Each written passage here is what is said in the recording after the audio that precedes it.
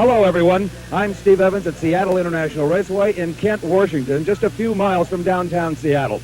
The setting here is truly beautiful. It looks more like a national park with a road through it than it does a major drag racing complex. The Fall Nationals started 3 days ago with over 350 entries from 35 states. It has now been narrowed down to the finalists we'll be seeing here today. Some $350,000 in cash on the line, but more important to many of these racers are the World Championship points available here today. This is the next to the last stop on the year-long Pro Tour. We could see world champions decided here today in Top Fuel and in Funny Car. Now, these are the factory hot rods, a pair of Camaros here right now. In the far lane is Lee Shepard, who all but has a lock on the World Championship for 1980 with his rear and Morrison Camaro out of Arlington, Texas. That's Shepard in the far lane. These are 4-speed equipped cars. Here in the tower lane from Reno, Nevada are the Yule brothers. Brother Brad driving the car here today in the near lane. It's the Pro Start, a flash of yellow, then the green light. Just 0.4 of a second between yellow and green as they move up the stage. A tremendous battle all season long between Lee Shepard in the far lane and last year's champ Bob Glidden. We'll be seeing Glidden later on in this round. They are pre-staged, inching forward very, very carefully to get exactly on the starting line. The finish line, a quarter of a mile away. Each lane independently, electronically timed. If they leave too soon, they'll draw a foul, the red light, and be automatically eliminated. It looks like a dead even start, but going over the center line is Brad Yule, and that will automatically disqualify him. Lee Shepard takes the win in the right-hand lane. Shepard with his parachute breakout to stop him. The Pro Stocks just in the last few years going to parachutes, but there was a foul of a different kind. Okay, here is the replay, and you see right there over the center line, disqualified is Brad Yule. Lee Shepard would have won it easily anyway. Yule is just giving it all that he had. Here in the tower lane, in a Hemi-powered Dodge belonging to Bob Lampeck from Southern California, is Butch Leal in the right-hand lane. Another Hemi-powered Chrysler Corporation car, Ken Dondero of Balboa Island, California, and it looks like Dondero, and from behind comes Butch Leal to win it here in the tower lane. Dondero appeared to have a lead just 50 feet from the finish line, but with more horsepower, Dondero gets around him. Here we see it at low, and it's Butch Leal winning it here in the tower lane by less than a car length. Back on the starting line again. A 427 cubic inch Chevrolet Camaro here in the tower lane from Hammond, Indiana. That's Joe Statbury. In the right-hand lane, a Pontiac Trans Am, Andy Manarino from Detroit, Michigan. Another good green light start, and they are dead even. The fans love this kind of super competitive Pro Stock racing. It looks like, we can't call it, the electronic wind light says, it is the far lane. It is Andy Manarino in the Trans Am. And one of the closest races yet, less than 1/10 of a second separating the two cars at the far end, an 8.44 at 157 miles an hour for Manarino to a losing 8.55. Here is John Hagan of Minneapolis, Minnesota. That is a Hemi Panamera in the right-hand lane. And another Camaro. This one brings Iaconio from New Jersey. And it looked like a tremendous hole shot advantage right off the line for Iaconio. He was the champion here last year, and he survives round one. Iaconio with an 8:43 at up. Iaconio with another of his patented hole shots. He is acknowledged as being one of the better drivers in Pro Stock. So his reaction time was better off the line, and that spelled the difference. An 8:43 winning time at 159 miles an hour. Here in the tower lane, just about the only Mercury Zephyr in drag racing is Lee Hunter from Irvine, California. In the right-hand lane, former national record holder Kevin Rotti of Tucson, Arizona. In his Chevrolet against the Ford product, the Mercury here in the tower lane. And with an advantage off the starting line is Kevin Rotti, but can he hold on to it? Here comes Lee Hunter. It is Rotti by several car lengths in the right-hand lane. The driver out of Tucson, Arizona at 8.56, 156 miles an hour will put him into round number 2. Jeff Wittig here in the tower lane. This is a local car out of the northwest area, Port Orchard, Washington to be exact. And this is a Ford Pinto. In the right-hand lane, a little more up-to-date car out of Yuma, Arizona, Gordy Rivera in the right lane. Rivera with a 327 cubic inch Chevrolet engine up against 330 inches of Ford power here in the tower lane.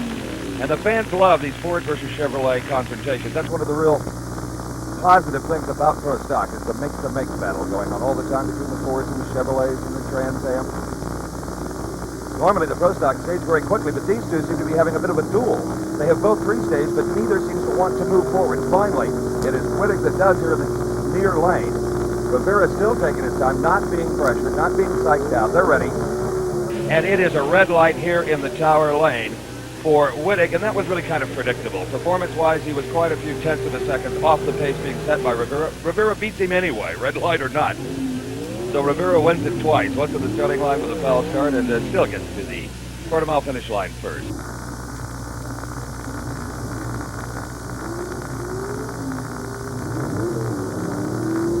Here is Gary Bose from Tacoma, Washington, here in the Tower lane. In the right-hand lane is Dempsey Hardy from Fort Lauderdale, Florida, with the Chevrolet product. And we may have a crash. We do. A horrendous pro stock accident right in front of our ESPN cameras. Statistically, the pro stock cars are the most dangerous to drive, and certainly that's proven here by Dempsey Hardy in the Jerry Hurley car. I believe there's an indication that he is okay. He's conscious. We can see him moving around. Took a terrible tumble over the guardrail. Waiting for some official word at the far end, and it appears that they're having a little trouble getting him out of a badly damaged automobile. What apparently happened was the engine exploded and put some oil under the tires and made it impossible for Dempsey Hardy to drive this machine. Here you see the engine blows. You see the smoke, oil going under the tires. The car comes 180 degrees, and there's what they fear the most. Bouncing right down the knife edge of the guardrail. It can cut a car and a driver in half. But fortunately for Dempsey Hardy, a many-time national champion, he's shaken, but appears to be all right. We see Butch Leal there on the left in the driving suit, another of the pro stock drivers who was on the return road and ran over to try to help. The NHRA Safety Safari team, paramedics on the scene immediately. And Dempsey Hardy, as you can see, is okay. It's just been announced on the PA, and the crowd is really responding because I think most of the folks felt that Dempsey would have to sustain some kind of an injury in that incredible pro stock crash. Let's take one more look at it, a little bit slower. Now you'll see a little smoke start to come from the back of the car. That's when apparently the engine brakes. There it is. Now you see oil coming under the rear tires. At this point, it is impossible for Dempsey Hardy to control this vehicle. He is trying, though. But there's no traction for the rear wheels. All of a sudden, it just swaps ends on him, 180 degrees, through the grass and slams into the guardrail, and now twists and bounces right down the knife edge of the rail. You can see Dempsey take a shot from the rail itself, and I'll tell you what a testimony to the safety features demanded by the National Hot Rod Association and to the talent of the men that build these cars to the rules. Incredible. The rear end coming completely out of the car. A $50,000 race car has now been turned into just junk. Nothing will be saved except Dempsey Hardy, and that's the most important thing.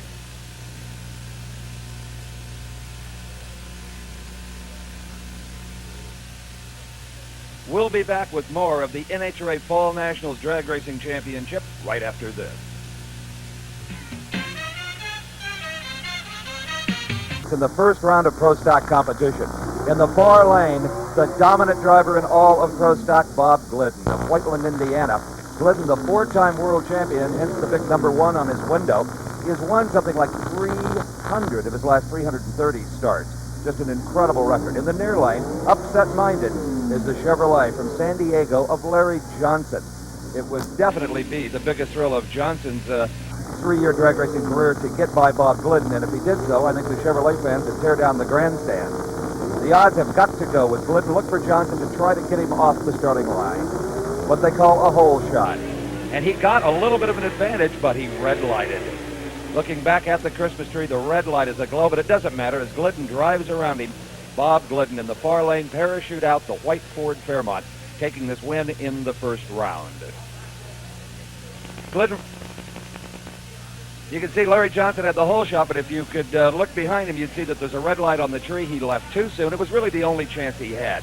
Glidden records an 8.38 winning at 158 miles an hour, and that concludes the first round of Pro Stock. These are the fastest cars NHRA Drag Racing has to offer Top Fuel Eliminator. We pick up Top Fuel in the second round, or the quarterfinals, if you will. 16 cars qualified. 8 are now left as we go into the second round of competition. This is Shirley Muldowney, the number 1 lady in all of motor racing worldwide, the only woman to ever win a world championship in any kind of motorsport. She won it a few years ago in Top Fuel Eliminator. Shirley Muldowney will be up against the man in the far lane who hopes to win the World Championship this year. It's Gary Beck of El Toro, California. Beck was the world champion back in 1973. Hopes to be the first driver to ever win 2 Top Fuel World Championships. No one has ever done that, amazingly enough. Now, Shirley Muldowney is third in points right now. Beck is number 1, but Jeb Allen, who we'll be seeing later on in this round, is right behind him, just a few hundred points. The tire heating burnouts, an absolute must for these 2,000 horsepower machines to lay down a hot strip of rubber and to heat up the tires. That's Shirley, the pink car in the near lane from Mount Clemens, Michigan. Beck will be the blue car in the far lane. These cars only weigh about 1,500 pounds. It's virtually an unlimited class. They burn nitromethane fuel at the cost of about $25 a gallon, and they'll burn 12, 15 gallons a run. So it's professional racing all the way and very, very expensive. The engines behind the drivers, hard to believe, just a dozen years ago they were in front of the drivers, and a lot of men have the scars to prove it, as hot parts and hot oil were the order of the day. Fire is still the biggest danger in the funny car competition we'll see later, but now the fire is behind the drivers in Top Fuel and these rear engine creations. Now, Gary Beck, if he gets eliminated here, could leave this Fall Nationals event behind in the points, depending on how Shirley and Jeb Allen do. Beck had a seemingly insurmountable lead just a few months ago, but it has rapidly diminished. Shirley Muldowney, her son John, running away from the car. The crew chief is Ron Tobler. Shirley, a very aggressive driver. She only weighs about 100 pounds. The car built right around her. So it is very, very slippery and just a needle almost going down the racetrack. Pushes very little wind. Now, Shirley is known as a cat off the starting line. Extremely quick. Gary Beck, a very steady lever. Never early, never late. So here's Shirley in the tower lane, trying to gain points and close the gap between herself and Gary Beck. Both of these drivers, former world champions. They're staged and ready. Here's the race, and it appears that Gary Beck may have been out first. Gary Beck with a bit of a lead, but here comes Shirley Muldowney, and it is Shirley Muldowney from behind, one of the greatest races of the day. So Shirley Muldowney stops Gary Beck's quest for world championship points here at the Fall Nationals. There you see it. By less than a car length, it's Shirley Muldowney in the near lane over Gary Beck, and I'm sure wherever he is, Jeb Allen, the number 2 man in points, let out a whoop there. And here comes Jeb Allen right now. And he's got to have a big grin on his young face as he saw Gary Beck go away, which means if Jeb gets the win light here, they'll be virtually tied for the World Championship with only one more race to go after this Fall Nationals.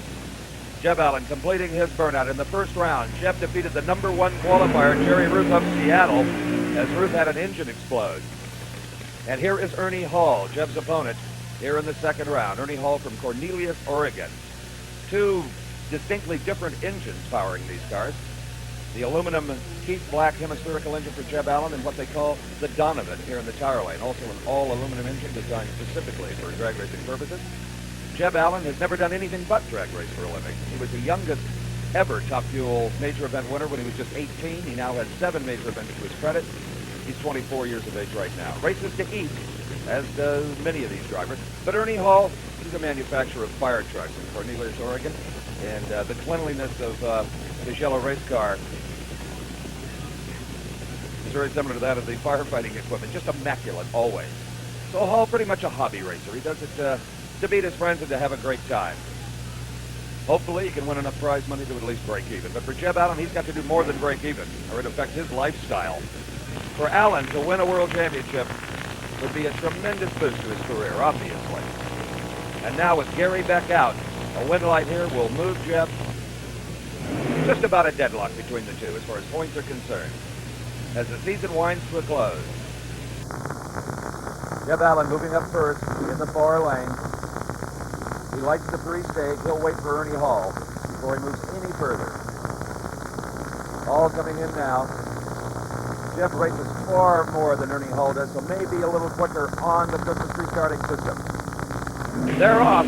A good green start for both drivers, and it's Ernie Hall with a bit of a lead. What an upset this could be over Jeb Allen, but it is Jeb Allen by only inches at the far end.